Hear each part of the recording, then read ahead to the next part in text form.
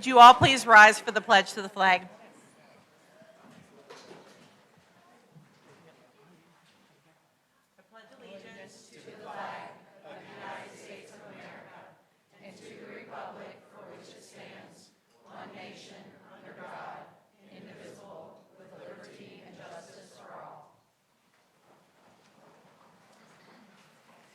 you okay?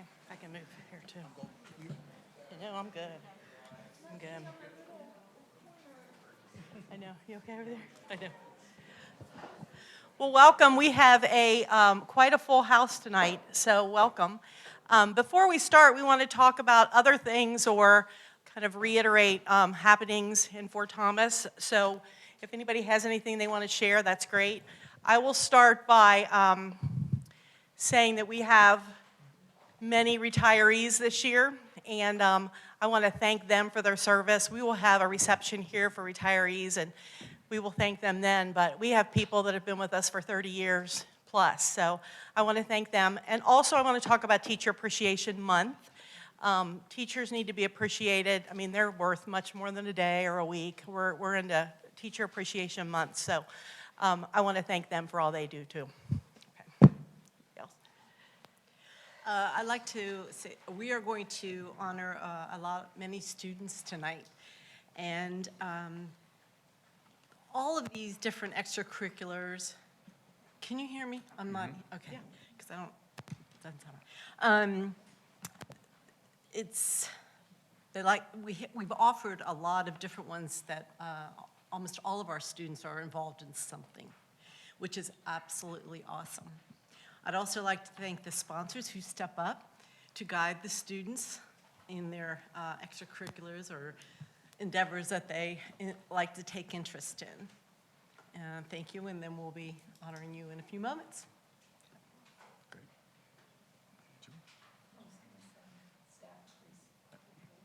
Okay, she stole it? Yeah. Okay. Well, anybody want to talk about? I was just going to say, we're not recognizing them tonight, but there were 22 Cappies announced for our theater group.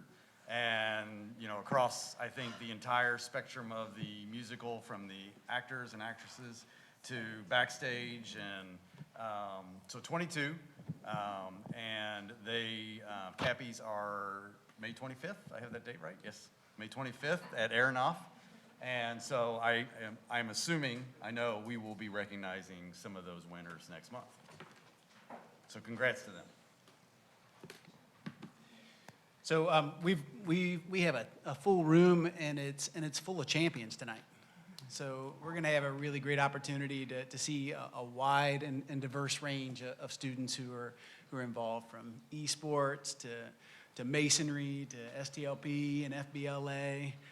So a really exciting night, just in terms of the diversity of champions that we have in the room. So super excited about that. This is a busy time of year. I'm not even going to try to tell you all of the things to keep up with, but look at the district calendar between field days and awards programs and graduations, and senior kickballs and all of that fun stuff that is coming up. A lot of excitement and enthusiasm here in the fort. So we're really excited about that. I know all the students in here are excited about state testing, so I like the enthusiasm. Thank you for that. So hopefully we'll show our pride and how well we can do there. And then also I got to put a plug in baseball-wise. The Birds play at GABP Friday, so come on out and watch the Birds play at Great American Ballpark and see some good baseball on Friday night. But lots of stuff. Okay. All right, we ready? Okay, the next section is we're going to honor and talk about some of our winners. I think when I looked at this list, kind of to piggyback on them, is as parents and as teachers, we always want our kids to find their people, and so this is a really wide net of all different interests that kids had. And so when I see these, it makes me smile that people found their people, it's good. So congratulations on that. So the first person we are going to talk about is the Skills USA state winner. And so are you going to do this? Okay, I see Dan Franzen's name, but you're going to present. Okay, you are not. Go ahead. So for Skills USA, we have Mr. Jacob Hudson.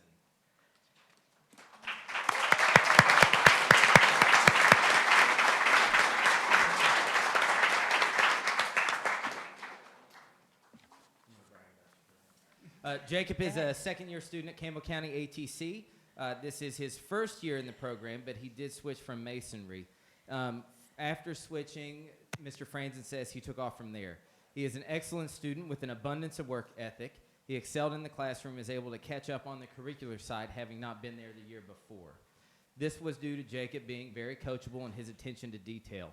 During that first semester, his junior year, our Skills USA competition was canceled, and Jacob did not get the opportunity to compete. However, this year, Jacob has continued to improve his skills by completing more advanced projects, meeting the specifications of blueprints he needed to decipher. Jacob competed at the Christmas Challenge at the Southern Ohio Kentucky Regional Training Center, where he placed third in the senior division. This set him in motion, working harder and becoming more focused on his projects. Jacob then took first place in the Regional Skills USA Masonry competition, which gave him the opportunity to compete in the state contest in Louisville. At state, Jacob took first place, which will qualify him for the national competition, which will be held in Atlanta, Georgia in June.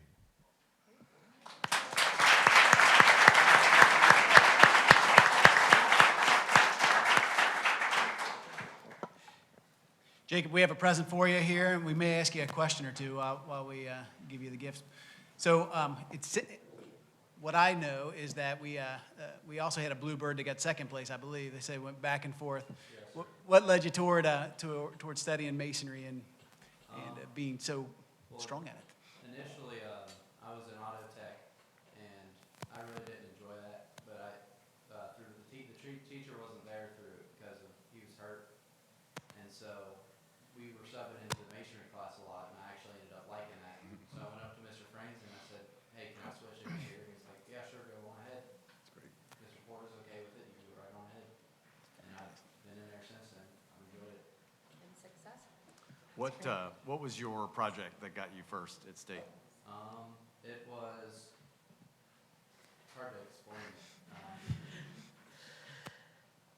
It was about this tall brick. There's a 4-inch block in the middle of it, so it's all brick and then block in the middle of it.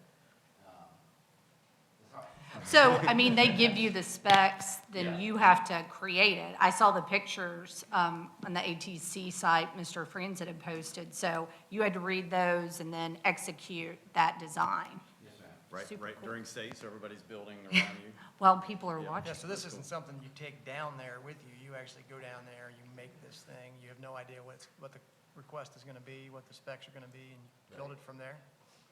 Cool. That's cool. Well, I think you're pretty smart in the city of beautiful old homes.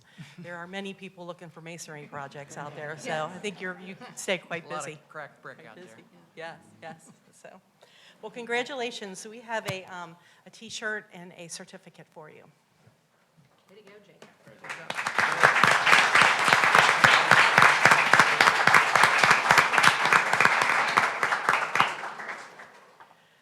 Okay, the next group we want to honor are the STLP state winners. And I think, Mr. Johnson, you're going to do that, aren't you? Okay.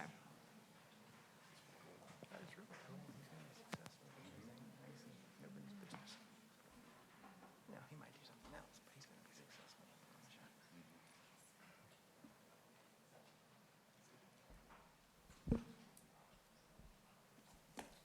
It is my privilege tonight for Ms. Heidi Neltner to be able to introduce Mr. Cole Noah. Mr. Noah was the first place winner in Kentucky for the 3D design product in STLP. For those who don't know, STLP is the Student Technology Leadership Program. It's one of the largest student organizations in the entire state of Kentucky. During the state championship, there's usually between 4,000 and 5,000 students there at Rep Arena and the surrounding area. Although it's not required to go to the state championship, there are a lot of products that are provided online and can be judged as well, and that is what the 3D design is. So the task for 3D design product is students were tasked with creating a 3D model of existing items or of an original creation using a 3D modeling program of their choice. and the judges look at their three-dimensional views, their technical craftsmanship, their creativity and originality, and the process. So I'm going to ask Kola to talk just a little bit about his process and design he came up with, and I will put his product up on the screen. Thank you. So my project I did was a redesign of your everyday delivery truck that I have up here. So I actually originally made it for Lego League as for our project and solution. And so I actually had never made anything major with 3D design before, but I decided that I'd go into it with this and put it in the STLP category as well. I pretty much just found a bunch of images of delivery trucks, you can see down here, that I found were decent ideas, but I wanted to elaborate on them more and combine them to create something new using Blender. I used a few different tutorials that I found online to help me with that, and yeah, that's pretty much most of my design process with this.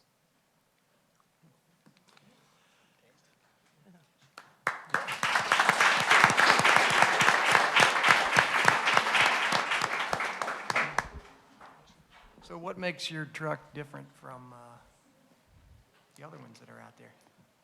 So it's not necessarily the difference between it and the other ones that makes it special. It's the fact that it's everything good about them put together. So I used aerodynamics with the wheel coverings.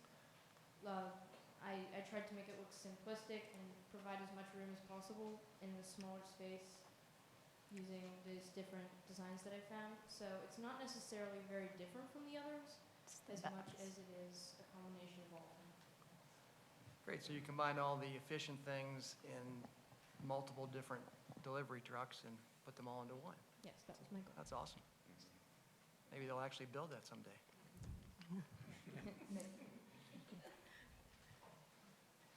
All right, we have a certificate and a T-shirt for you, too.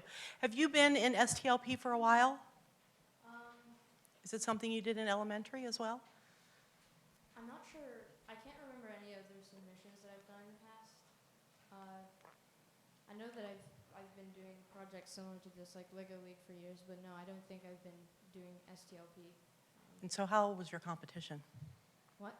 How old was your competition? What is it 6, 7, 8? Is it 7 through 12, you know? Middle? Okay. Yeah. Awesome, congratulations. Congratulations.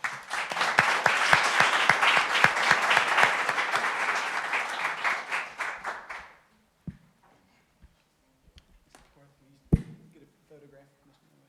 Wait a minute, take a picture. Here, get a picture.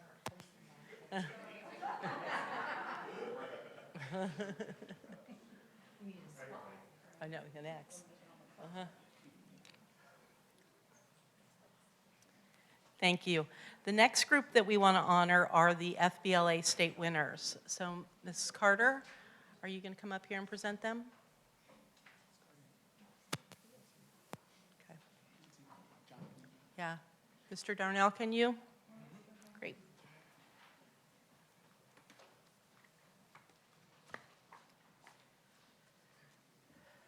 So, Okay. I don't know if that's, is anybody here? Busy doing business.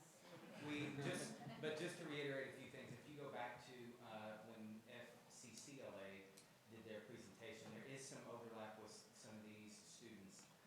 So this is not just a program to where it's a specific skill per se, but it's all encompassing. We had our CTE meeting the other day. A lot of these students were represented at our CTE meeting. And so, you know, it's not as simple as taking a test. It's often performance tasks and other things associated with that.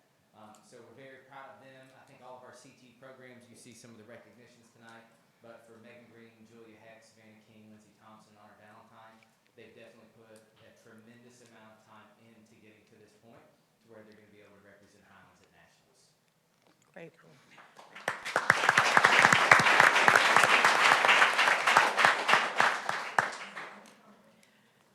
Okay, the next group that we want to recognize are the esports state winners. So, Mr. Wen, are you going to come up here?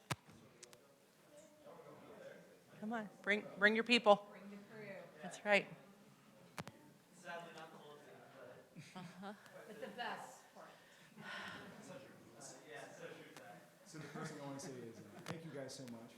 3 years ago, this was one of those endeavors that I wasn't quite sure I wanted to say yes to, but I'm so glad I did. It started when we had this group of students that Mason was also with as well, and Zach. I was a cheerleader. We had that great opportunity to be able to start the esports team. Unfortunately, COVID happened, but this year we brought the gold home, and we're very, very proud of them. We've got our 5 seniors who all started, and it was just one of those great experiences that we have, and we're so happy that we're able to share it with them. Will you introduce yourselves and Yes. tell us? For some of us who might not know what you had to do to compete, that'd be great. Zachary Fisher. Okay. I'm say my experience with the whole esports program. I really liked it. My first 2 years in the program, I was a sub. My first year, I was a sub for the second team, and then after that, I was the sub for the main team. Junior year, and then sort of morphing into the starter for our main team really provided me with a great experience, and I will definitely see more of the highlights. I'm Oliver Morgan. I sort of like a new hire here. I just joined the team this year. But I really do think that the time that I got to spend with the team this year, even though I only joined it this year, has been really worthwhile, and I really am glad to see that our team made it to state. And won. And one. That's Yeah, right. that's kind of important. That's right. I'm Dalton Howard. I'm one of the freshman subs. This was my first year. I'm just excited to pretty much be a starter next year, probably. I don't know. Yeah, no. Being able to play with the 5 senior players was very fun. Very exciting. So, hello, my name is Mason Stahl. I've been a part of this program, as Mr. Wynn said, since basically its inception. One of my friends, Michael Queen, he came up in front of the school board and kind of proposed this crazy idea almost 3 years ago with a bit of skeptical eyes, even for Mr. Wynn. It was a bit of an interesting idea, but it was something that, although COVID cut it a bit short, it was something that I was able to experience with a whole different types of rosters and a lot of different people, and I think it's something that helped with like team building ideas, and something that left a big impact with me for high school, since I did it for all my 4 years. And I'd just like to say thank you to Mr. Wynn. Mr. Wagner.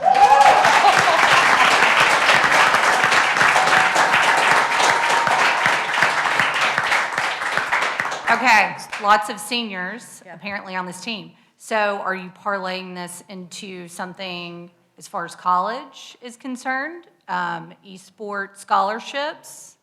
Well, so I would say right now, the way that esports is set up, it's not like you're scouted out.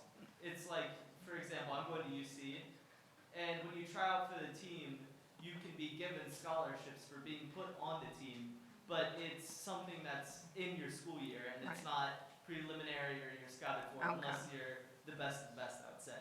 And they're very specific colleges, like Maryville, I would say, is one of the colleges that do that. We're about like 5 years behind. Well, We'll get there. 5 to 10 years behind to where we are with like college basketball, college football. I'd have to say it's starting to gain like a lot of traction. It's getting really popular with most colleges. Most colleges are starting to build like esports centers or nice computer labs, a lot of the required equipment to play esports games. All I know is Mr. Darnell showed me that video, and it was pretty awesome, like when you guys won and the play-by-play and the announcement, so that's super cool. Well, I think when you go try out for teams on college, wear your state championship shirt, you know? Well, that was cool too. It looks pretty snazzy. Well, congratulations.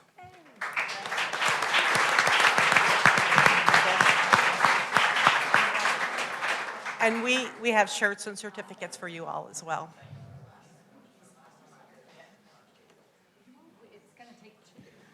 Or we could give it to Mr.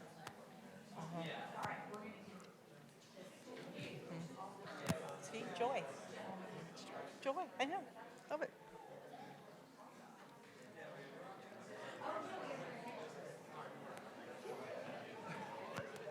Oh, they getting in the picture?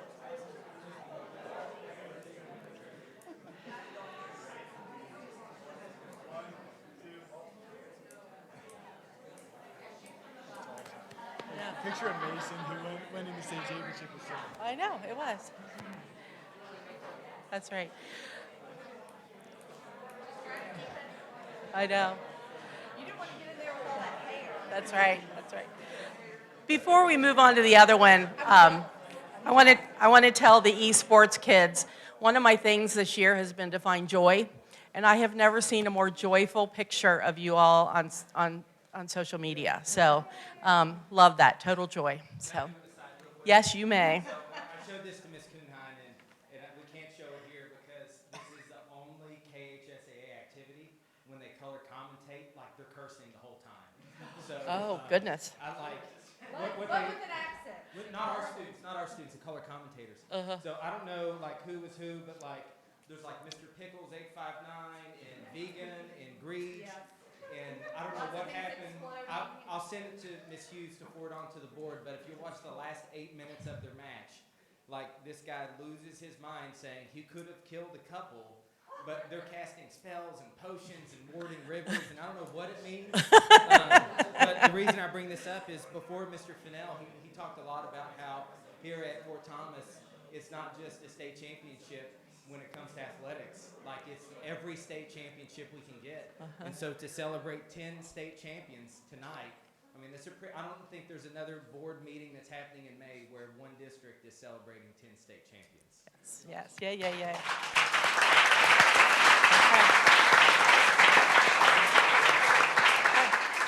Okay, the next state champions we're honoring. Two more, Katie Schroeder and Dash Mackey. All right. So these are two gentlemen that work with Mr. Roselle in our engineering department. And so their association is the Technology Student Association. They've had a couple competitions. Their national competition is in Dallas, Texas. And these two are state champions for computer integrated manufacturing engineering. Okay. Can you give us the layman? Yeah. The tutorial on what that was. So, first of all, I'm Dash, this is Caden. Yes. We were given a short task to redesign and implement our own invention into a common household item, and this year's prompt was an ice cream scoop. Okay. So how did you improve upon it, or you made it even better? What was your take on that? He loves to explain that. Okay. So we improved on the ice cream scoop by first sharpening the edge so that it's easier to cut into the ice cream, especially when it's like really frozen. I don't want to wait. And then the other part, we added a button that has a mechanism that pushes the ice cream out from the back, so if it's stuck in the ice cream scoop, you can get it out. So that's how we redesigned it. The second part of the challenge was all about actual implementation, and we used additive manufacturing and just took a three-dimensional creation of it in a CAD program called Inventor, Autodesk. And we took that and just reprinted every part, assembled it ourselves, took it to our competition, and then presented it. Like a little sales pitch to the Shark Tank. That's cool. It's actually pretty fun. I'm pretty by it. Now, will you take this same invention to Dallas, or do you have to do something new? We do take the same invention, but we are allowed to improve upon parts that we did lose points on in state. And while we didn't lose, I mean, we literally lost 1 out of, what, 99 out of 100? We lost 2 points out of 200. Wow. So. So Mr. Roselle isn't here to correct any misquotes. That's why I feel good about quoting. but his exact phraseology to me was, these guys could take nationals. He was that impressed with your performance. Okay, well, we could recognize that. Yeah, you can come back. Yeah. Do you actually have this thing? Is it just in design, or did you No, actually make it it? is a real scoop. I mean, I didn't know we were going to be talking, So why didn't you bring it with you with some ice cream? With some ice cream, right? You're right, that's the important part. Next time. Okay. Next time. Yes. Nationals. We're just saving it. Now, after nationals, you get first scoop. Okay, perfect. Perfect. Thank Well, thank you very much, and we have certificates and T-shirts for you as well. So good luck at nationals.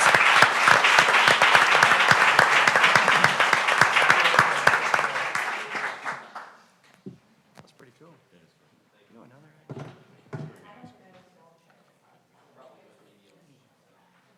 Okay. Yeah. You gonna? She is so good. There's some joy there. Oh my gosh, she's so funny. No. I know. You were sufficiently joyful enough. I know. Okay. That's right, good. I know. Mr. Darnell, do you want to introduce the plethora of children we have going to the governor's programs? So these are not state champions, but they might as well be, just because of the honor that comes along with being named to one of our governor's schools. Each one of these are different. I, as a student, when I was a junior going into my senior year, attended GSP Governor Scholars Program. I was in northeastern Kentucky, went to northern. And it was just an experience that completely reshaped what I thought I wanted to do in life, and that led me here. So there were, I think it's 1,752 applications at the state level. I still take part in that as a volunteer, and we had all 8 of our students to GSP get in. And so it is Jacob Bowling, Kate Karras, Dash Dugan, Bianca Hempsath, Caroline Slavey, Ruby Smith, Anna Lucy Surrey, and Sarah Hughes. So they don't know where they're going yet, but it will be on one of Come on the up. campuses. So you're Come on all up.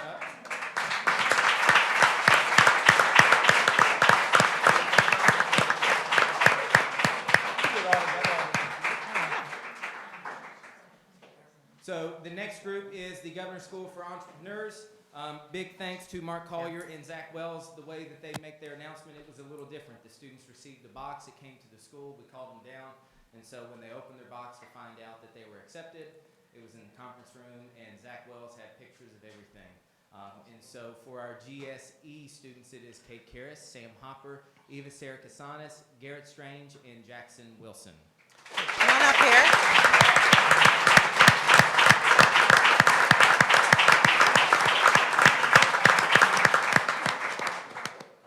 And for GSA is a 3-week summer program that takes place. These students not only had to go through an application process, but there's also an audition that comes along with it. If it's something like visual art, they can submit a portfolio. So it is not simply you submit an application, it's done. They take into consideration the application of the students as well as their abilities in their fields. And so for GSA, we have Chloe Cottle, Robert Chalk, Connor DeFevers, Olivia Hahn, Logan Holbrook, Sam Hopper, Jonah Listerman, Kaylin Martin, Owen Martin, Ruby Smith, and Anna Lucy Surrey.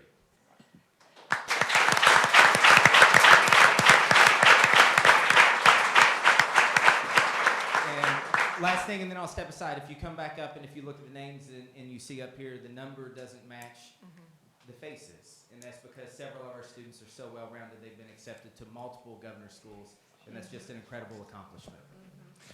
So a couple things, and we'd like to get a photo of the whole group here in just a second. And so, first of all, you know, I've hung around this place for quite some time. I don't know that I've seen this number of students recognized by Governor Scholars. So just the excellence that's going on and your individual accomplishment are amazing. This is a fantastic program.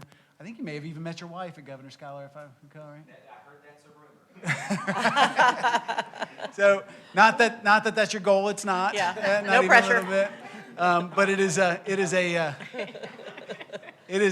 a life-changing experience for a lot of students, and it's one of the highest honors that there are for Kentucky high school students. And so we congratulate you and thank you for representing the Birds well.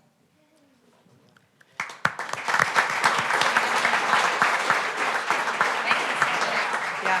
We also, you're going to go out? Okay. We also have T-shirts and certificates. So good luck and have fun. I think it's to a person, all students that come back talk about how it's life-changing. So. Oh, they're going to be back here?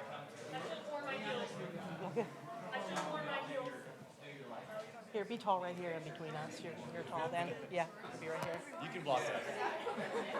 Yeah, that's right.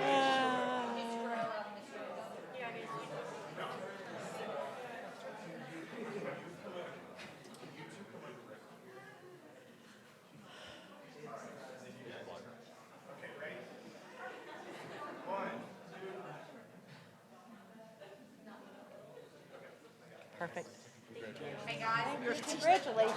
Have fun. Congratulations.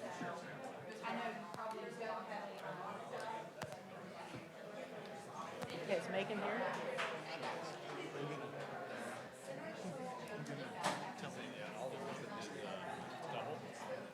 Oh, after this? Yeah. A lot of people look like they don't even know. You want to speak? Uh-oh. I know. Congratulations.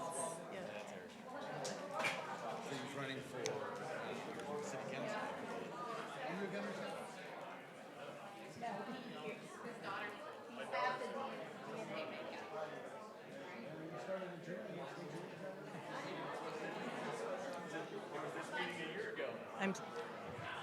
I'm sorry they're leaving before the showcase. Oh, well.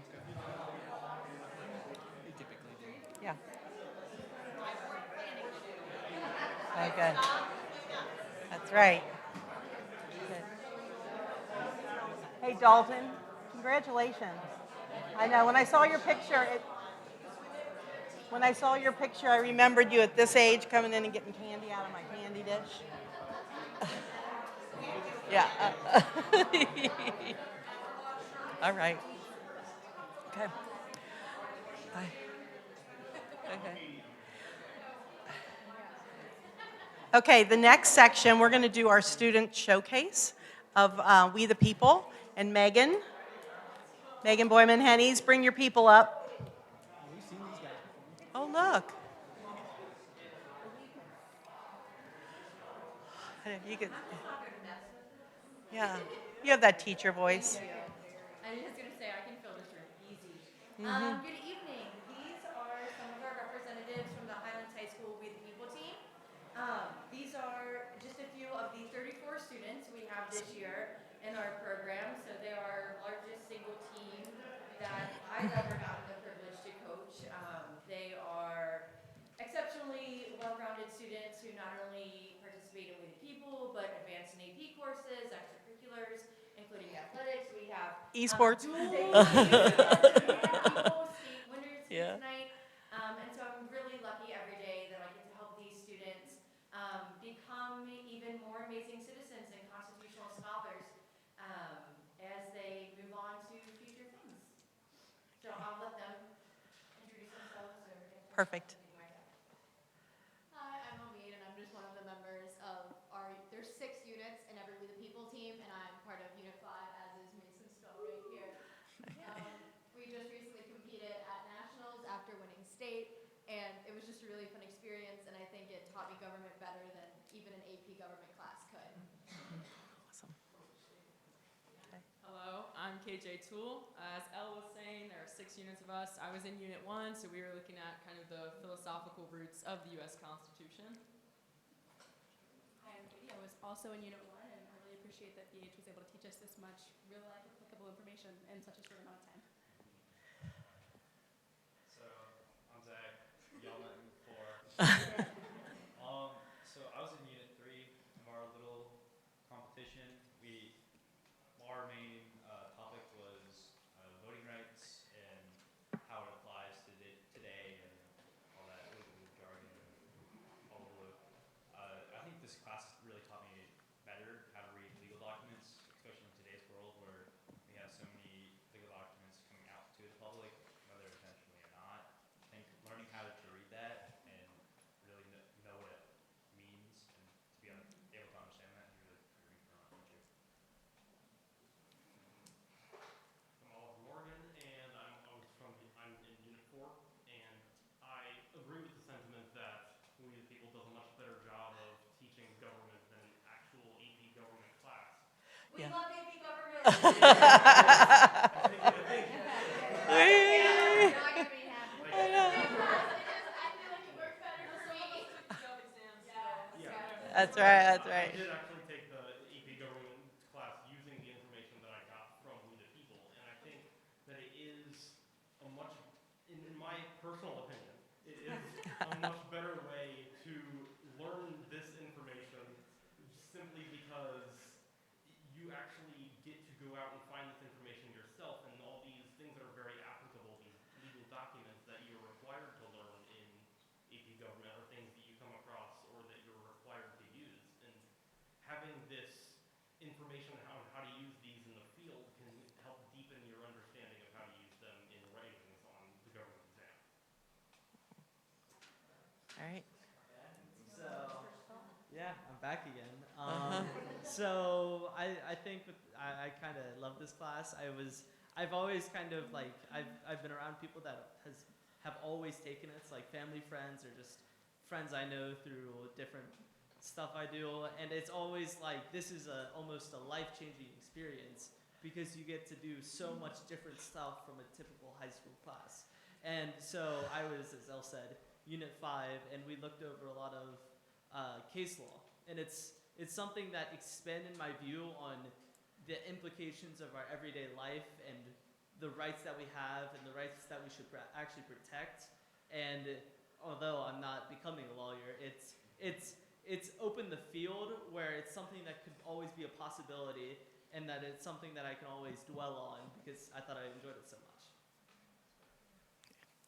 Well, my son was in We the People many years ago, and he will say, and I say often, it was one of the best classes he took because it served him so well, I mean, even into adulthood, because you are speaking in front of a group, having to answer questions, reacting.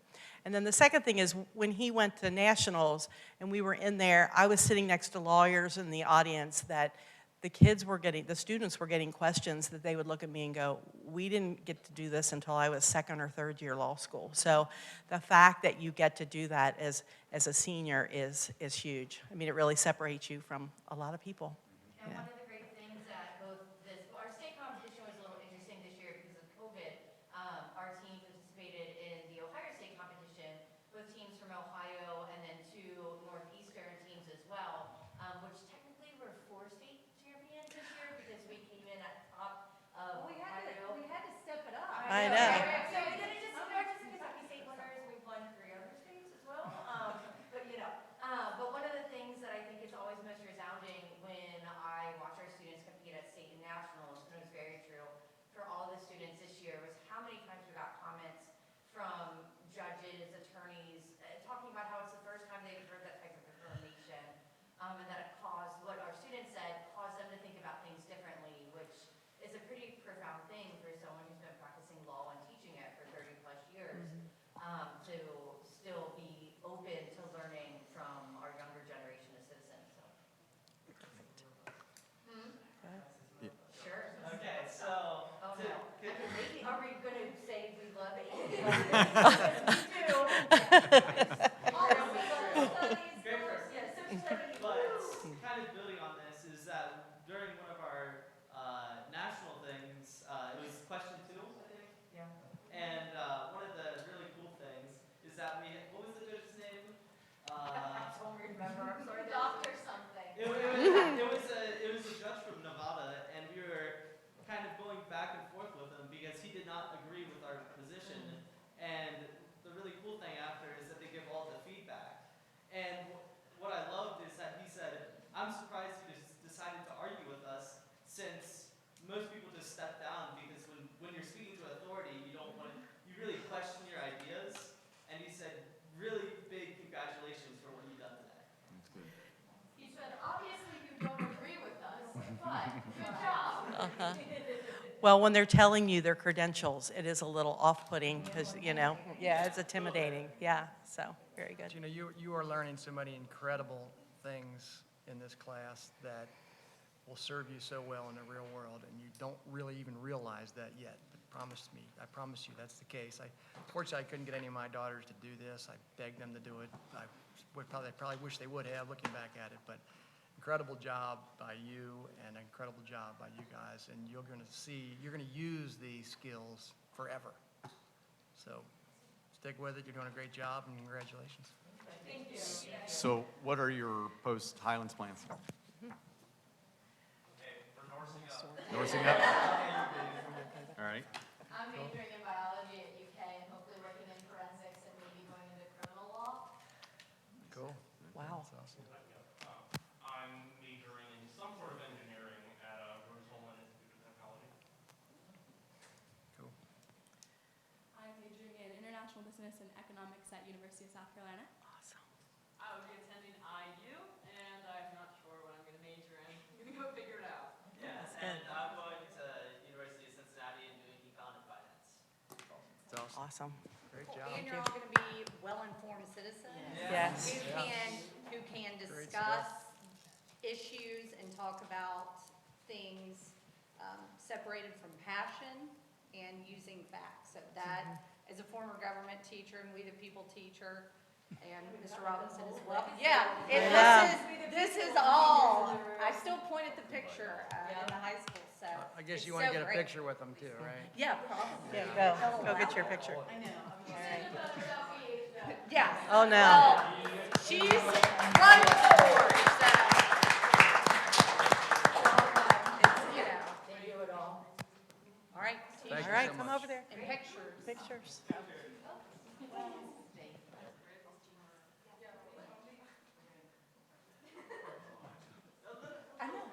You're not going to photobomb them? Former? Come on, Mr. Robinson, you want to get your picture taken with them too? Wait a minute, wait a minute. Former? Okay. Yeah, there you go.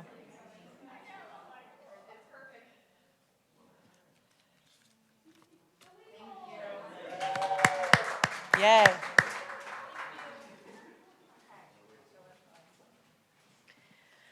All right, how many years have we been doing We the People? 2002. 2001, and then that was an unsuccessful year. Yeah. Oh, yeah. Your 14th year. How many state champions are we? I think 18. I was gonna say, Oh. I didn't get one. See. Awesome. I think it's Okay. 19, and you've been around for 20 years? That's right. That's right. But next year I'll be, yeah. That's right. Yes, just stop. Okay, that was fun. Love the joy. Okay, the next section is the community forum. The community forum portion of the meeting of the Board of Education is an opportunity for members of the community to informally address the board about a variety of topics, including issues for future consideration. Since the topics raised may not be issues listed and advertised on the public agenda, the community forum is not intended to be a setting for dialogue with the board. Direct questions may be referred to the appropriate district personnel for future response. Answered briefly if a matter of procedure, or tabled as they may be a future agenda item.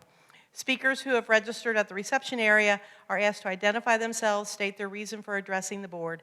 Please address the Board of Education as a whole through the chairperson rather than individual members. Questions or comments pertaining to an individual, student, employee, or community member cannot be discussed in open meetings, so please be conscious of that. And we'd like to keep the speakers to about 2 minutes. So if you could do that, that would be appreciated as well. All right, so the first one is Joan Ferris.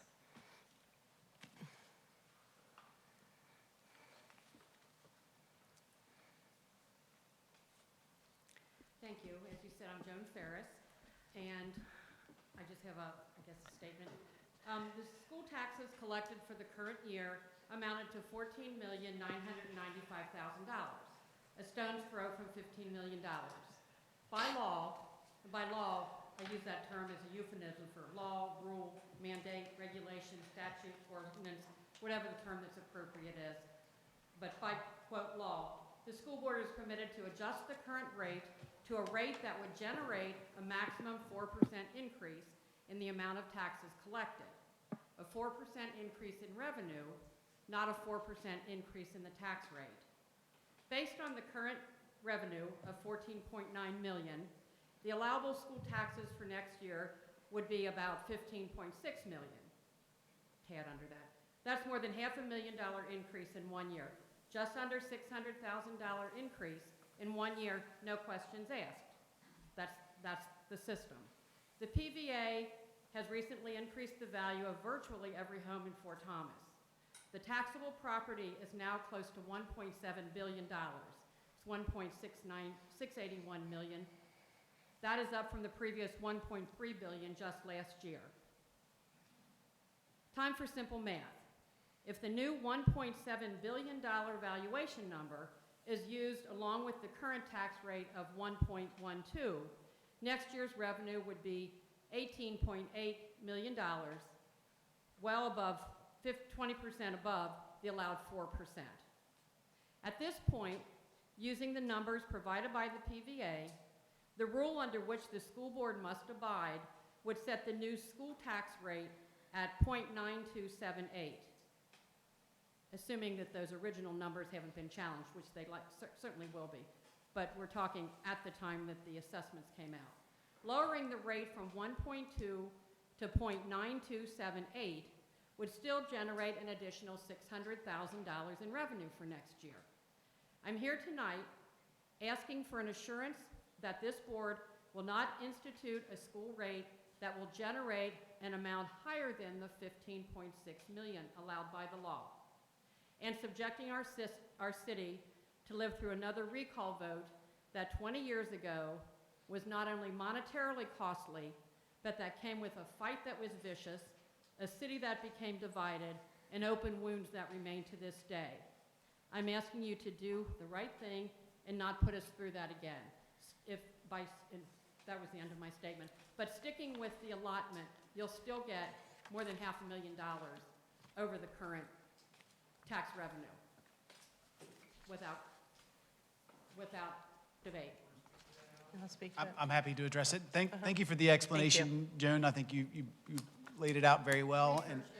And I mean, I have no intention of recommending a rate higher than the rate allowable. So there's a compensating rate, and then there's the rate that you discussed, and there's been no discussion to go beyond that. So Music to my ears. Music to my ears. Again, the automatic increase. the tentative budget that we're going to present later in the presentation today is assuming the 4%. Revenue. Yes, ma'am. Thank you very much. Thank you. Myrna Eads?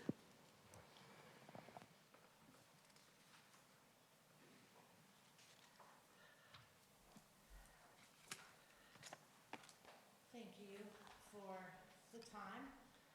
Last month, I was confronted by a school board member and told that my concerns were conspiracy theories.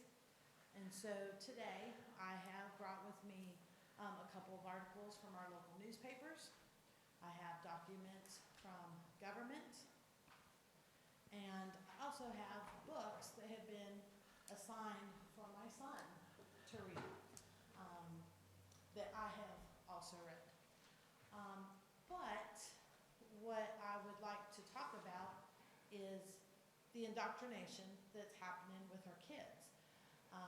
And although I'm not saying it's happening here in Fort Thomas schools, but it's happening in our local schools that's surrounding us, and I just want to ensure that it doesn't come here to Fort Thomas schools.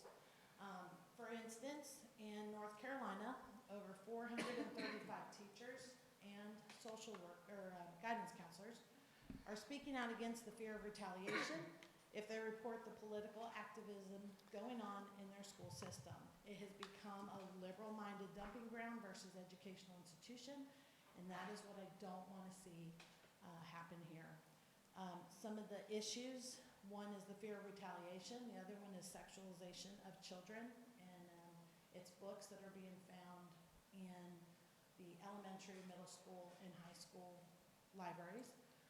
And then you have teachers who are recommending books. This one is called Long Way Down, and it's basically about a black boy who wants to avenge his brother's death, but it talks about gun violence, multiple incidences, shootings. There's some very strong language in this book. Drinking and Smoking by Teenage Ghosts. This one, Colson Whitehead's Nickel Boys.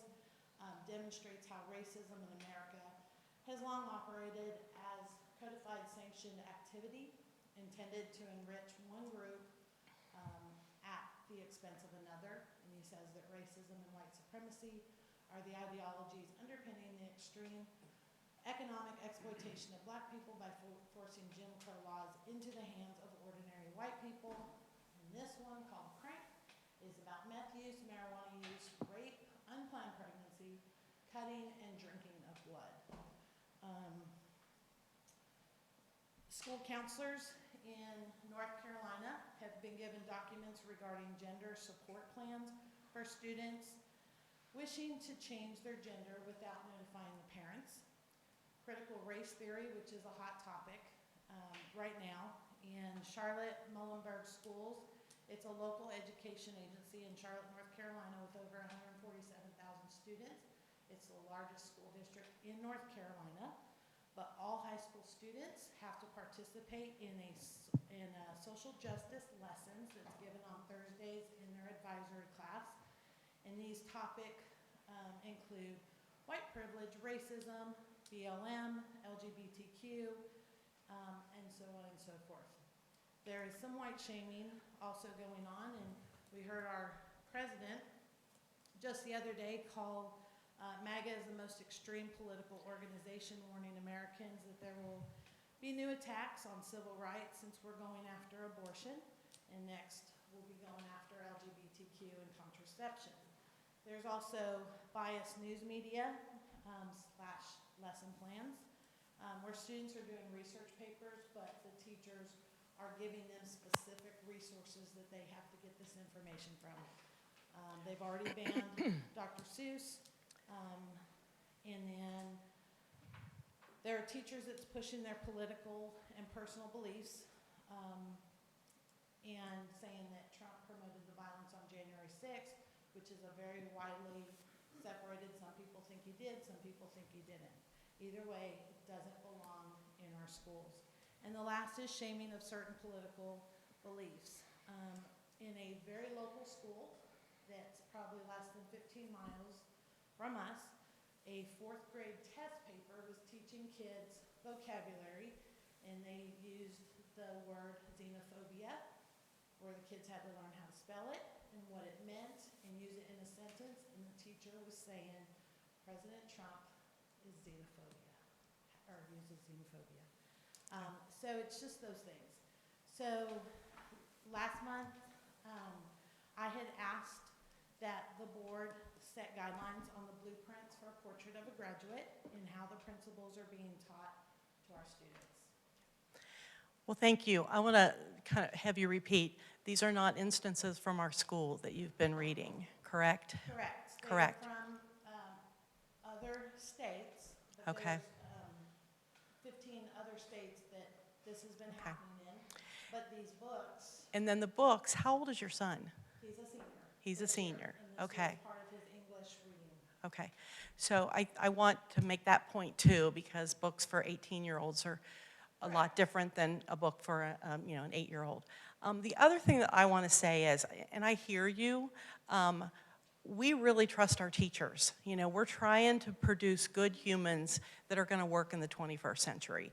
And so these things in the portrait of a graduate that they're discussing, it's just, we want our kids to have a leg up on skills that they can take to the workplace. So, but we as a group and all the principals are very pointed about, just trying to teach our kids, good skills. So we trust them. But We trust. My concern is that other school boards too are saying the same exact thing, but yet you have rogue teachers who are going, and crossing that line. And that's why I asked for guidelines on some of the resources that is within Portrait of a Graduate. All right. Thank you. Anybody else? Okay. Thank you. Okay, the next one, Toby Varlin.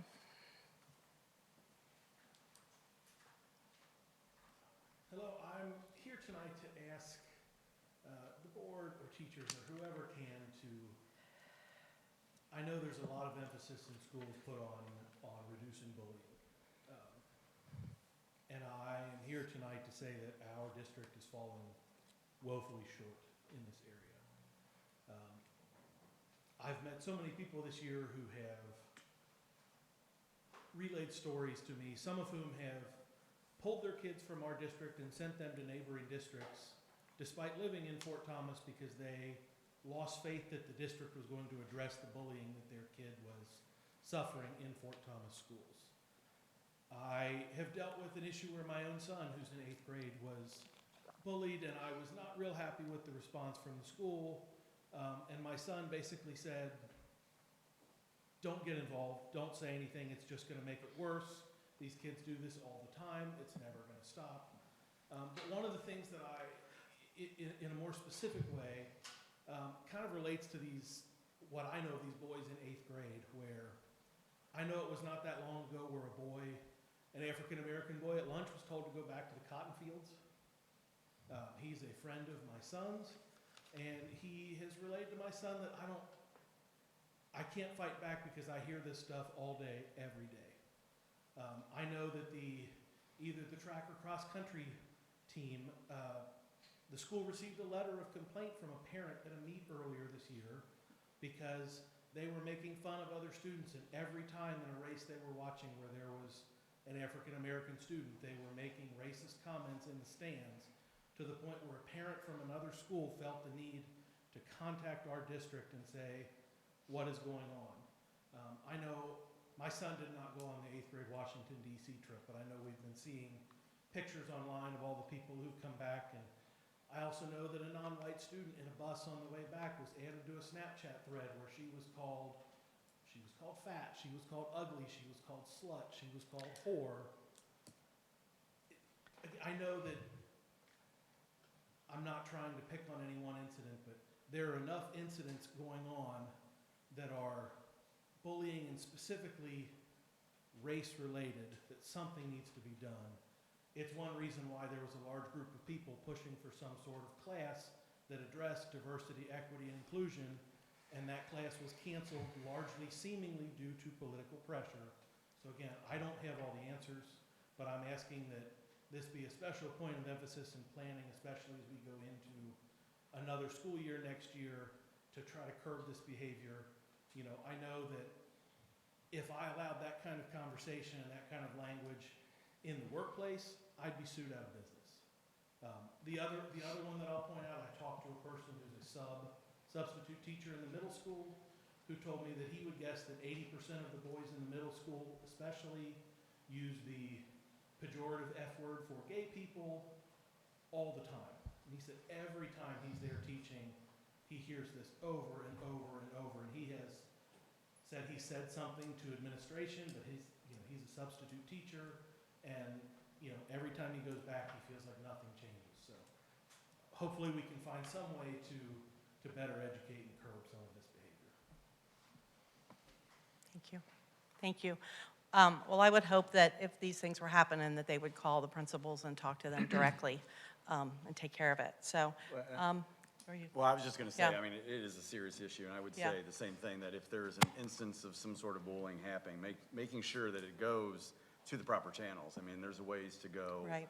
all the, Most of the specific Okay. incidents I mentioned did go Okay. to Good. teachers. I know the incident on the bus coming home from DC, a teacher witnessed and recorded part of the conversation since those messages on Snapchat disappeared. okay. I don't know what happened after that, that's not for me to know, but I'm hoping it's being dealt with appropriately.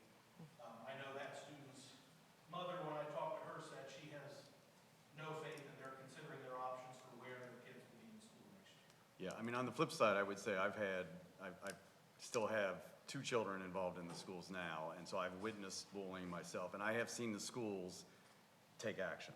You may not get to see it. If your kid's not involved, you're not going to see it.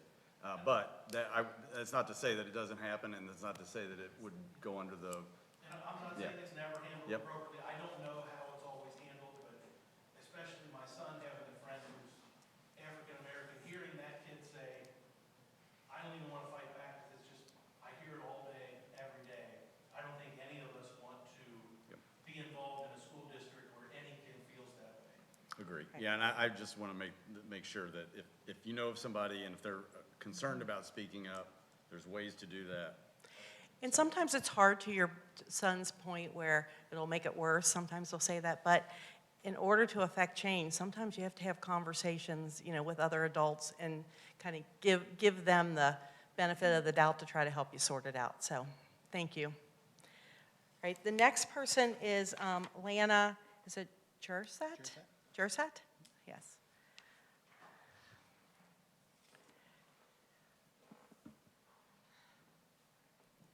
Thank you. Sorry, I'm gonna take a breath. That was a lot. Thank you. Education matters, but it takes us all working together to make it succeed. I take my duty to protect my child very seriously. I attend meetings like this to stay informed, and I try to participate and keep fully engaged about what is occurring in my school. That allows me to see if there are any red flags that I need to step in for. Yet doesn't make me blind to the abundance of amazing things and people who are also there. So I wanted to share a few actual events I have witnessed through my child's education in a Fort Thomas school this year. Johnson Elementary, in case you wanted to know. Coming off the heels of celebrating our FTIS employees during Teacher and Staff Appreciation Week and in the middle of Mental Health Awareness Month, I believe we have a responsibility to validate the hard work and care that our educators and staff are providing. We've recycled in our home since the day my child was born, as I'm sure many of you do, but only in the past month has he begun to bring every item he's considering throwing in the trash and asking me, can this be recycled? Before depositing it in the bin. Thank you, Mrs. Booth, for the multitude of engaging science lessons you've given, which have inspired an even greater love of nature and this planet. I love music, all kinds of music. And in all my attempts to inspire that love in my home, I have been met with a lukewarm response.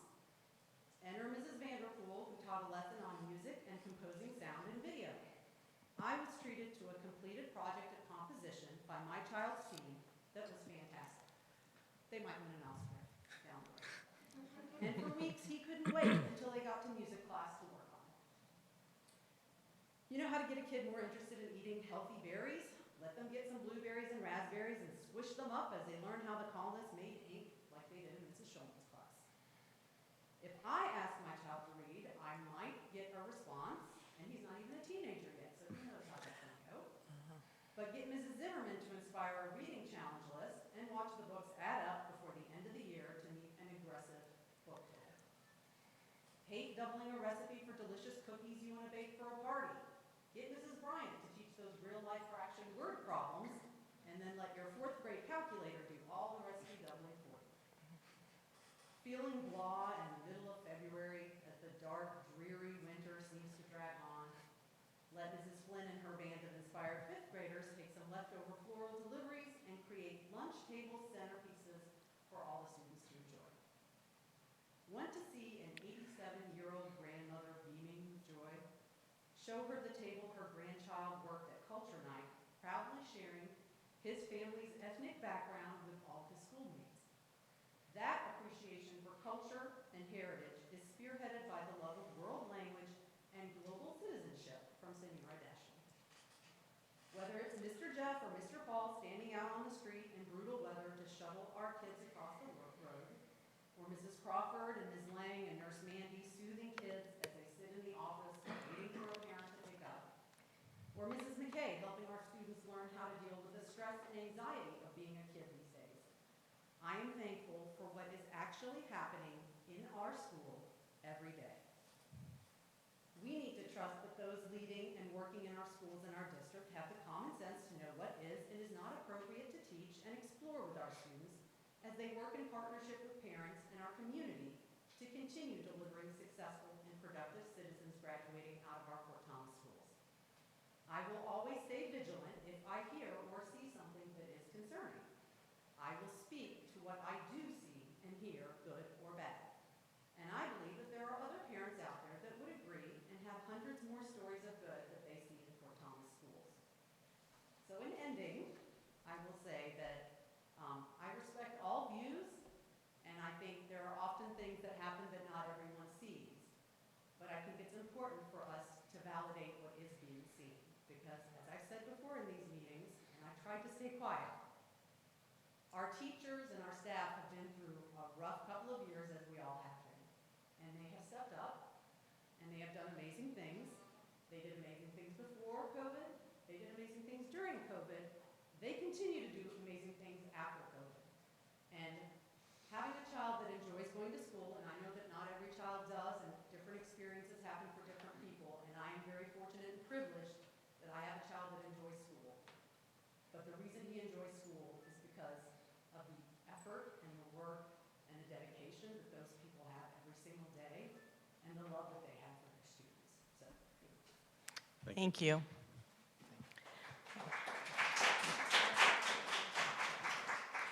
And Mary Kinsella?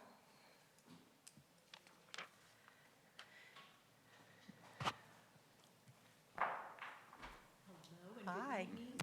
I just wanted to take this opportunity as past co-president of FTA to recognize 3 of our members and their outstanding work in their buildings. I'm going to get all weepy after what she said. I know. So first off, Laura Robinson. She is from Ruth Moyer, our library media specialist, and her efforts in organizing and coordinating the weekly newscast and monthly Leader in Me roundups. Both of these student-led activities highlight the news and the events that happen at Ruth Moyer Elementary. Julie Martin at Highlands Middle School, she is the health and PE ed teacher there, and we would like to recognize her for all of her work with Health Moves Minds Week. She has done so much for her students and staff at Highlands Middle School. She is teaching them how to be healthy with simple activities to relax and ways to reduce anxiety. She has worked with them all on exercising both their minds and their bodies. And at Highlands High School, we'd like to recognize Jason Burgess, Director of Drama, who truly exemplifies going above and beyond his role as the theater director at Highlands High School. I know you mentioned earlier, so this kind of piggybacks on him. He not only helps the students do incredible artistic work, but provides them opportunities to be professionals. He challenges them to do challenging shows for high school students. Each one of them are incredibly professional. He also provides them opportunities to work with professional actors. He recently had a cast member from Frozen work with the students and took the students to New York to work with Broadway actors. We are so lucky to have him on our staff. So we're grateful for all of these FTA members and their innovation and dedication to the students and teachers and staff here in Fort Thomas Independent Schools. That's great. Well, Mary, we're grateful for you. I know that you're, I know that you're retiring, and it's fun over on this side. Unless you, yeah, but I know. But thank you for your service. You've done a great job for us. Thank you for Thank everything you. you've done all these years, and thank you for. Thank you, Mary. All right, the next section of the agenda are the action items. So we're going to talk about the Johnson Elementary replacement. So we'll have Jerry come up here.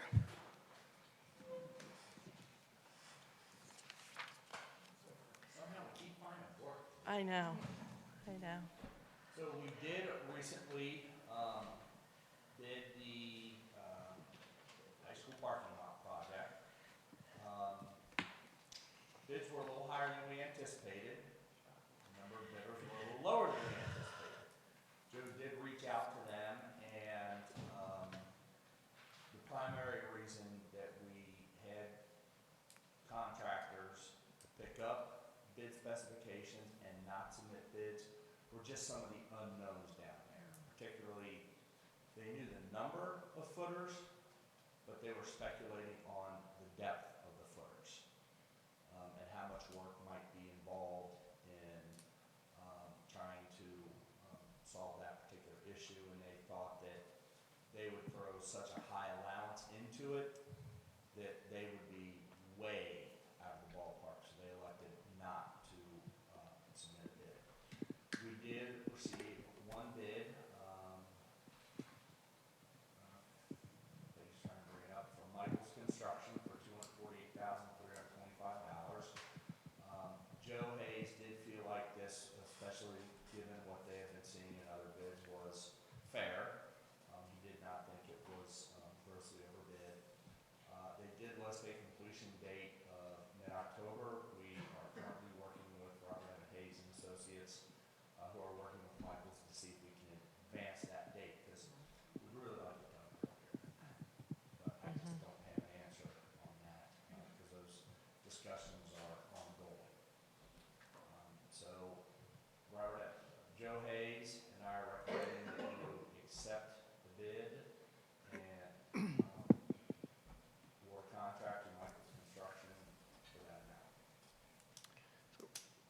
imagine, of course, that every project we ever do requires a litany of plans and specifications that we pay through the nose for by statute.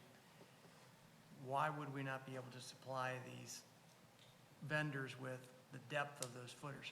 When they did the survey, they recorded the location of them, but they did not try and go down and see how deep they were. I provided information that on average, they were about 36 inches deep, but they felt like that. They would have liked to know exact, and unfortunately, when those were being placed in, but Taylor did not record the total depth on all of that. So the original specs would have had to produce that information at a minimum, correct? So did the specs call for 36-inch depth? That's where I based the information from. The response we received was that all too often, they drill down, and if they drill further than 36 inches, instead of trying to fill that, they just drop the concrete in. And they, on numerous occasions, have found themselves planning for 36 inches and finding that they were 48 or more. So based on their experiences, the vendors' Yeah, experiences, and I think a lot of times when they're doing things like this, they're not dealing with 300 of them. yeah. And that's, I think that's where they started to get concerned. And Brent really could not affirm that they were 36 inches or slightly deeper than that? He basically said, on average, they should have been 36 inches deep. So that's the information we relayed. So, I mean, the other issue is they're just busy. I mean, Yeah, I know they're busy. I guess the other thing too, couldn't they put in their proposal that they're assuming 36-inch depth or somewhere right there about, and if it's longer, the deeper than If- that, then they would revise their If we bid? had known this issue came up, I want to say within about 36 inches of the bid being due. If we had known that, there are some steps we might have taken to try and issue an addendum and maybe take the time to try and come up with some better information for them at each and every location. That would have taken additional time, and we would not have had time to get that done before the bids were due. We would have had to basically stop the process and start over again. Well, I don't think the amount is egregiously high. However, I've never been a fan, as you know, of accepting a project on a sole bid. You know, I like to see at least 3. I realize times are very, very tough. You know, I don't think the amount is, again, horrible in any way, but procedurally, I'd like to see more bids. yeah, we had 4 pick up information or pick up the materials. Is that correct? We Was it know 3? 3 that picked up materials, and then we know of a 4th contractor who I saw visiting the site, but I can't confirm that they picked up the documents. Okay. But I agree, your point's well taken. And Well, I'm going to go for it because I believe, you know, my estimated ideas, thoughts of what this should cost is somewhere in that range. And I realize obviously that times are very difficult right now. It's very difficult to find anybody to do any kind of work for a reasonable price. And I don't want to miss this opportunity. So I'm going to go for it, but my point is, we need to put forth every effort we can to get multiple bids, to get people to submit bids to us. And what I don't want to see is our bid docs or something creating a circumstance whereby they don't want to bid. Now, and I'm not blaming anybody, I'm just saying, you know, what can we do to be proactive moving I think- forward?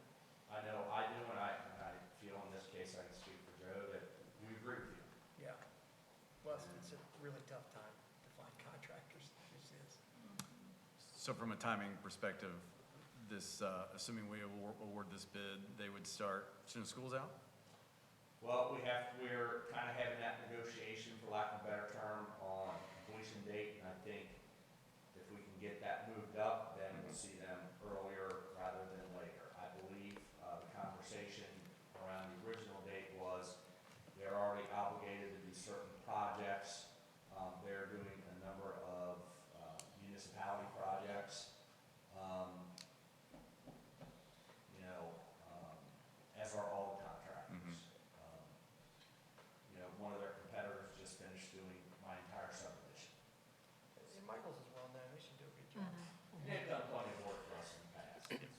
just think we wouldn't want them down there in October. I would prefer to have this done before school starts. Yes. That's our That's what I intent. was thinking about. So Okay. that's gonna take a little negotiating, but, you know, that's Joe's goal and my goal. Anything else?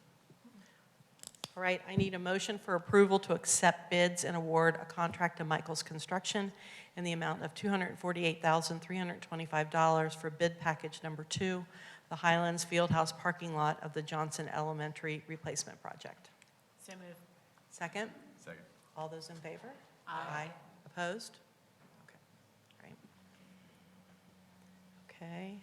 And then we have to follow, as we do with most of these situations, the obligatory, and I said this last month, it was gonna come back up. We have to revise BG1 on that project. And in this case, because it's adding another project after this, we will revise the BG3. The amount of $24,614,434 takes into account adding the parking lot and the associated fees along with that, such as the design fees and things like that. Okay. So it should encompass everything that I'm aware of this time. All right. Any questions? I think we're good. You good? Okay. And eventually, this will allow us to complete the project. Yes, yes, go a long way toward it. Okay, I need a motion for the approval of the revised BG1 in the amount of $24,614,434 for the Johnson Elementary replacement project. So moved. Second? I'll second. All those in favor? Aye. Opposed? Who broke Brad's microphone? I know. They've quieted Brad Oh, down. we figured it. Okay,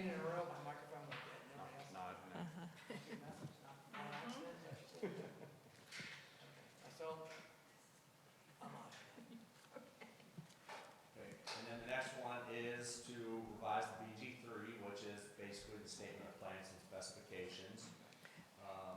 And it's for the same amount, because we added the same amount to the project. Okay. All right, I need a motion for the approval of the revised BG3 in the amount of $24,614,434 for the Johnson Elementary replacement project. So moved. Second? Second. All those in favor? Aye. Aye. Opposed? Okay. All right.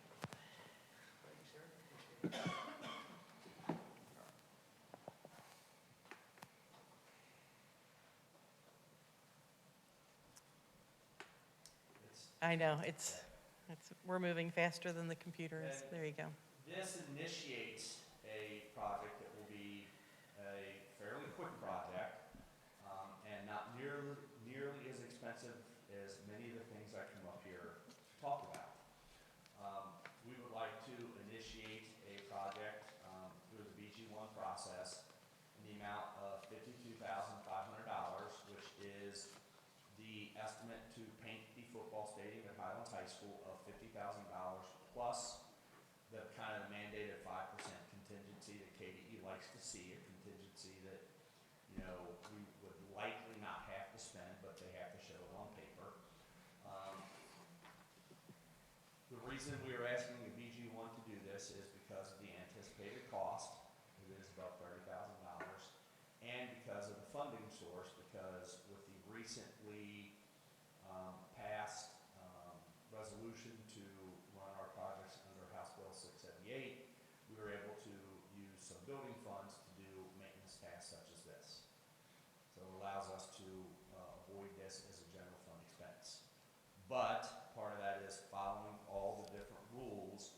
So as we move through, we will be asking for a BG1, and then we are already set to advertise this in an appropriate fashion. It is our goal to have this completed, and we can only do this because of House Bill 678 before graduation. Now, I'm going to emphasize that that is a goal. If any work, if we don't believe that the work can commence prior to commencement, if it's not going to be finished, then we're not starting it. Because the absolute worst thing would be to prep that stadium not have it finished. So it'll be tight. When we first got our quotes on this project, we weren't sure if it would be above the $30,000 mark. It was, so we'll be advertising for a week, and we'll go from there. So it's going to be tight, but it's needed. Yes. So we're asking for approval of BG1 in the amount of $52,500. All right. I need a motion for the approval of the BG1 in the amount of $52,500 for the Highlands High School Football Stadium Painting Project. So moved. Second? Second. All those in favor? Aye. Opposed? Okay. The good thing, I think, is where they set the students last year is that the bleachers were not in the background. That they were facing the school, right? Right, as far as like pictures. And Yes. parents were sitting there, so. But I don't know if that's a plan for this year Okay, or not. that's true. Oh. Okay. So, that is not my control. I will not hear it. Thank you. All right, the next thing on our agenda is the employee referral incentive. Brian, I think you're going to present this? Yep. Okay. I'll present a couple topics here, some of which we spoke about a little bit in some depth at our working meeting. We do have a few positions like the rest of the world that it's experiencing some challenges to get qualified applicants, and it's resulted in some vacancies that have been over a period of time. For example, at Highlands High School, we've had 2 custodial positions that have been vacant the vast majority of the year. One of our attempts to try to fill these vacancies, we want to get a little creative. And so I'm proposing that we start a pilot project where we allow for employees to have an incentive to refer candidates, quality candidates for hiring. And so what I'm bringing to you is a proposal that if we deem a position to be a high-need position, and high need is going to be deemed as a result of going for 60 days or more without a set of qualified candidates for the position, that we offer an incentive for that position in the amount of $300 should someone be hired and make it through the probationary period for 60 days, and an additional $500 if that same candidate makes it for the full year. Quite frankly, I think this program would actually pay for itself because it should reduce overtime costs that we're currently experiencing. The only other provision in it, so that the 60-day timeline is something that we would use in an objective way, but there will be some ability to deem a position sort of an emergency qualifier if we get really close to a school year and we have some kind of unexpected resignation pattern. But So these are classified. these are classified only. I'm sorry, but school board members and administrators do not qualify for the incentive, but every other employee in the district could. I know it's another opportunity Brad missed. I apologize. He's always thinking. I know. So moved. Okay, the approval, I need a motion for the approval of the Employee Referral Incentive Pilot Program. Brad, so moved. Who wants to second it? I will second. Okay, all those in favor? Aye. Opposed? I actually like that you're doing this because that's what people are doing. I mean, that's our competition for these people to work for us are doing, so You know, I think it's it the way answers you that. gotta do it now. Yeah. We have to run it like a business in many ways, and especially from a classified perspective, I think it's a really good idea. Thank you. We'll see. It's a pilot, and hopefully if it works well, we'll expand it. And who better to bring great employees into your district than people who are within your district? Right. That's the hope. All right, the next is the tentative budget for 22-23. Yep, within the budgetary cycle, this is our second budget that's presented to you. This is one that, and I'll have Andy kind of on call in case there's a specific question or additional information that he wants to bring into it. This particular budget is one that typically would be the one closest to how we actually operate in the spring. As you all know, the draft budget's presented in January. It's the first step in our process where we give our best guesstimate of what our revenue and expenditures will be for the year. That follows a needs assessment process in November and December with district administrators and school leadership to determine what our needs will be. But again, that's very much an estimate. So we use the spring to determine how many retirees we'll have, how many vacancies we'll have, what the legislature might do, what the revenue collection looks like. And then we craft our tentative budget, which gets approved in May. There's one more round that comes in September, but typically that only is if you have some catastrophic or unforeseen changes that happen, typically in enrollment patterns. And so we will do a final working budget approval in September. The driver for our decisions is really around student opportunities and experiences. How do we make sure that we maximize our students' ability to personalize and maximize their personal success? And we presented in January that we had some challenges this year. We definitely had some challenges in front of us. We do believe that the best way to provide for our students is to make sure that we can attract and retain the greatest staff in the world. And we've been very successful about that. To do that, we need to make sure that we stay at the top of the list within the state in terms of compensation, but we also need to make sure that our teachers have the resources and training that make them the best. So those have driven some of our decisions. I want to pull some attention to differences from the draft budget from January to where we are today. We did have $100, on the revenue side, we had a $100 increase to the SEEK base. So instead of $4,000, we had an increase to $4,100. This tentative budget assumes the typical increase in local revenue, as one of our speakers talked a little bit about in the community forum. It also assumes a $1 million loss in potential SEEK funds that come as a result of the reassessments this year. For those of you guys who are familiar with the formula, as local property goes up, so does the local contribution to SEEK, which means that fewer state dollars flow to us in that formula. It does not mean that there's a $1 million deficit, so that may be heard by some. It is not a $1 million deficit. It's $1 million in fewer state resources that we otherwise would have received. The revenue also assumes a steady average daily attendance, or ADA. That's based on the 2018-2019 numbers. This was held steady by the General Assembly as a result of COVID and a lot of people coming in and out. So we have one more year where it's 18-19 ADA.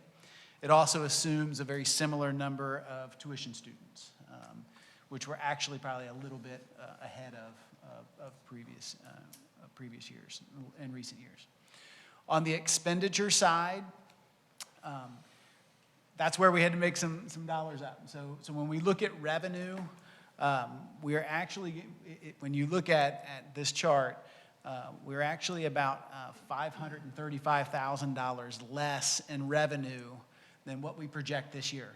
So it's not very typical that you go from one year to the next year and you project less in dollars, especially when you have local increases and increases in SEEK base, but that's the exact situation we're in. We're projecting fewer dollars next year on the revenue side. So we had to make that up on the expenditure side, which very proud of our leadership team, our school administrators, and decisions through the board. I think we've found some efficiencies that will have very little to zero impact on the student experience and all the goals that we talked about. And so some things to highlight. We did identify about $250,000 in just some attritionary savings, either through programs or just changes in how we structure based on the number of resignations and openings this year. We will save about $300,000 in additional dollars as a result of changing staffing patterns and different levels of experience there. We'll save $120,000 on lease changes, primarily in this space. We got good news in that our SERS estimate, which is our contribution towards the benefit packages for our classified employees, instead of the 12% that we were projecting, it actually is going to hold flat this year, and so that saves us $100,000, which is great. The expenditure side does assume a 1% increase on top of step for our salary scale, which frankly, when we did our retreat and we projected our 10-year forecast, this would have been a year that we would have seen in the past a flat raise. We would have just done a step raise. Based on our salary committee meetings and based on some of our recommendations and our ability to address the needs of our district, we are recommending a 1% increase to the salary schedule, which will keep us towards the top, definitely in the region and across the state. We do have some minor revisions to the extracurricular schedule, which will have some slight increases, but it will also have some increases around resource adoptions to make sure that we're on a schedule, that we're supporting our teachers in their instructional programming, professional development, but we also are making allocations for inflationary increase to utilities, supplies, and then we have some increases in sick leave buyback budgeting as well as, well, that's it, actually. That was my last topic. So those are the changes. On the expenditure side, we have a reduction in about $600,000 from our draft budget. And that was done just with better information and restructuring, seeing some pattern changes. So all told, we have a balanced budget. We're going to give teachers a raise. We will increase resource spending, and not just teachers, but teachers and staff. And so I'm actually very proud of the work that was accomplished and the hard work that we had in consultation with the board and our leadership.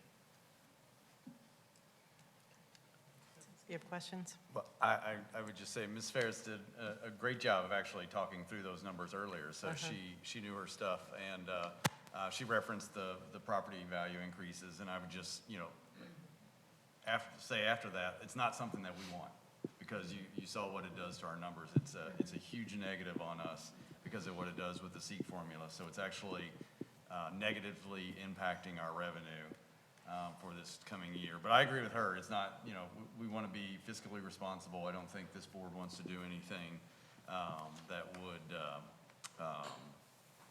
would negatively impact the schools going forward. So I think, leadership and all the staff have done a great job finding ways to make sure that we can give a raise, which I think we need to do, and still meet the budget. So nice job, everybody. Agree. I know that it's a work in progress, so I appreciate your looking at everything. So good job, guys.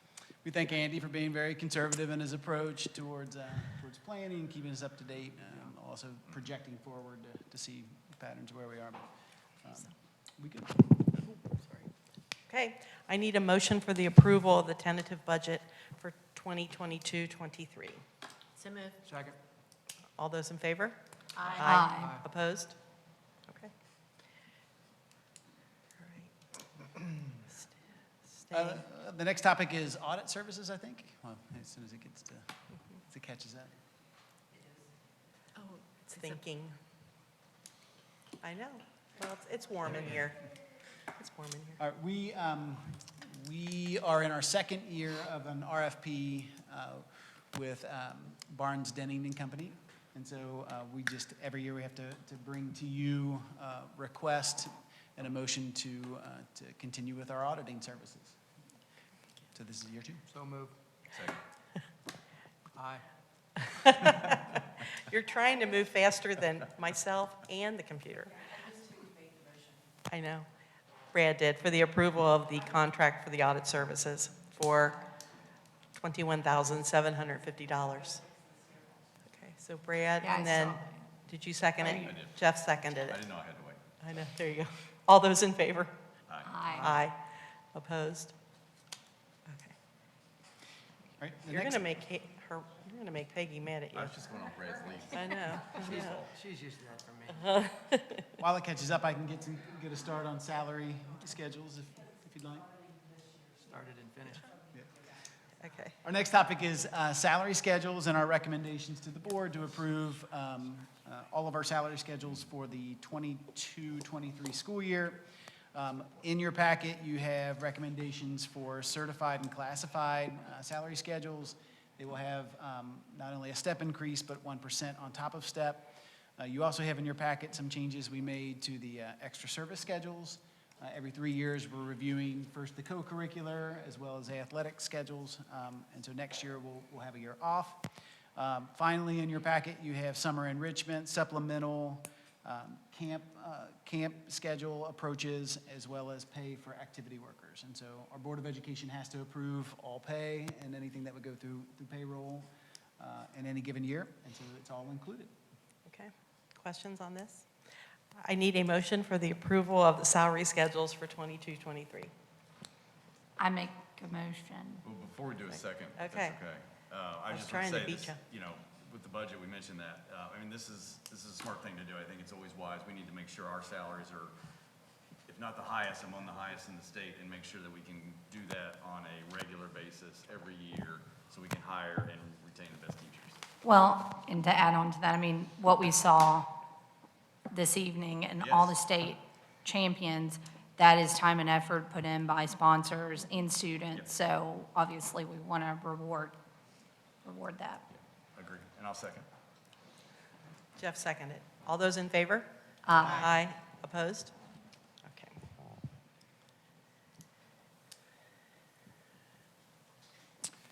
Our last topic is the bond of treasurer.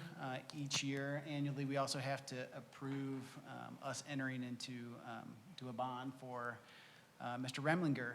This year, the amount that's being required of our district is that we bond Andy in the amount of $300,000, which is actually a reduction from previous years. Second. Sorry. Okay. All right, so for the acceptance of the bond of treasurer Andy Remlinger in the amount of $300,000. So Brad moved and Jeff seconded it, correct? No. I didn't. Julie did, sorry. Okay. Julie, okay. All those in favor? Aye. Did. Opposed? See, she's mad at you. I didn't, but for speech. Okay, you good right now? Good. All right. Next part is discussion items. So anybody have anything they want to discuss on board committee updates? I just met with Title IX this afternoon. That committee met, and the big thing coming out of that meeting that the community wants to be aware of is the athletic department is updating the websites, and that should be live and available soon. It's going to be a one-stop shop, media, tickets, schedules, rosters, pretty much everything, camp registration, all in one spot, very professional, nice work, Mr. Darnell and Mr. Caldwell. A couple things. We have, the awards program is this week on the 12th for senior awards.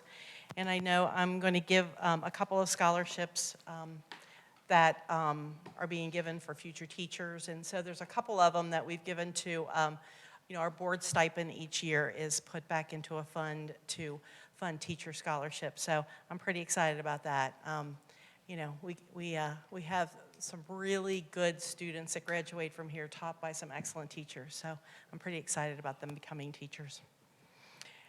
Any others? Questions? Okay, all right. Next section is the approval of the consent. With all the board members having had the opportunity to review and pursue any questions about all the items contained therein, approval of the consent agenda. Can I have a motion for that? Come on, somebody. So move. Okay. Second, okay. All those in favor? Aye. Okay. All right, and then the last section of other business. You have other business? No other business? So Okay. I guess before our next meeting, we'll have end-of-year activities. Graduation is June the 6th. That's all I got. Last day of school for students is June 3rd. Run through the finish line. Just do it. Stadium painted. I know. I loved our meeting tonight because it was how May is, just, we're running, doing lots of different things. Well, Yeah. that was just so cool, seeing all those different kids up there, different activities, and different, totally different. Yeah, different parts of And their then brain. And then and the fact that the esports kids got up there with the We the People at the end. Yeah, I like that. Awesome. Okay, any other thing? All right, with that, we are adjourned. Thank you.